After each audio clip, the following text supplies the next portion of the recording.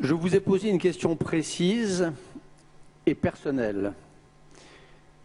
Et vous m'avez répondu en remontant à 1870, en noyant le poisson, en parlant de guérilla, etc.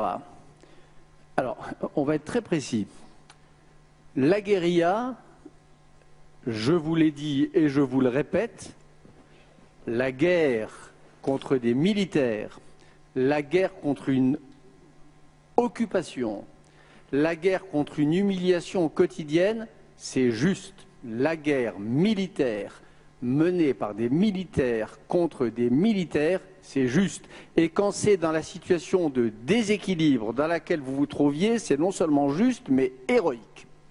Donc la guérilla des futurs auteurs de l'indépendance algérienne, elle était non seulement juste, mais héroïque. En revanche, franchir les barbelés avec ce que vous appelez une bombinette, calculer d'aller la déposer dans un bar dont on sait qu'il s'y trouvera peut-être des militaires, mais qu'il s'y trouvera aussi des enfants, des adolescents et des civils, ça, je pense que ça n'est pas juste.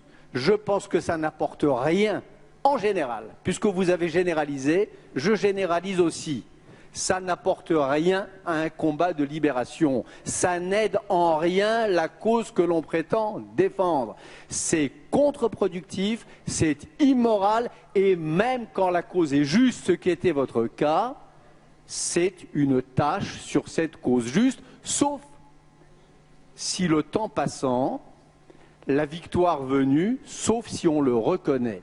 Et moi, ce que j'attends, ce que j'ai attendu jusqu'à leur mort, des généraux français qui ont torturé à des échelles bien plus grandes, c'est qu'ils se mettent en règle avec leur conscience et avec leur pays en le reconnaissant. Ils ne l'ont pas fait, on les a amnistiés et on leur a rétabli leur pension, etc. Je trouve ça dégueulasse. Ce que j'attends de vous, ce que j'attends des gens qui gouvernent aujourd'hui l'Algérie, avec adossé à cette cause magnifique et à ce combat héroïque, c'est qu'ils disent, tant qu'il est encore temps, vous êtes jeunes, vous êtes en forme, vous et vos amis, que vous disiez qu'en effet, il y a eu, dans cette bataille juste, il y a eu des moments tragiques où vous vous êtes fourvoyés. Mettre une bombinette dans un couffin, dans un bar, c'est une erreur tragique et c'est un crime. Ça ne participe pas de la guerre. Et je vais vous dire, madame, pourquoi c'est si important? Parce que je pense que si nous voulons vraiment que nos deux pays achèvent de se réconcilier, si nous voulons vraiment construire pas seulement des ponts, parce que les ponts, ça fait 50 ans qu'on fait des ponts, mais si on veut vraiment bâtir une mémoire commune, si on veut que dans quelques années de notre vivant, ça marche entre l'Algérie et la France comme aujourd'hui entre l'Allemagne et la France, c'est-à-dire qu'on ait vraiment une histoire partagée, une histoire réversible, une histoire où les mêmes événements aient le même sens des deux côtés de la frontière ou des deux côtés de la même Méditerranée.